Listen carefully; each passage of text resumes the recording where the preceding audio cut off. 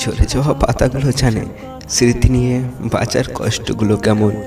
হয়তো আমিও একদিন না ঝরে যাব সময়ের সাথে সাথে, তোমার জীবন থেকে অনেকটা দূরে। নিজের পরিবারকে ভালোবাসতে শিখুন, কারণ জীবনের সব সময় খারাপ সময় না তারাই পাশে থাকবে, অন্য কেউ না কখনো এগিয়ে আসবে না। এটাই দুনিয়ার নিষ্ঠুর বাস্তবতা। কষ্টটা ঠিক কখন লাগে বেশি জানো? যখন ভালো সময়ে কেউ কাছে এসে না খারাপ সময়গুলোতে হাওয়া দূরে চলে যায়।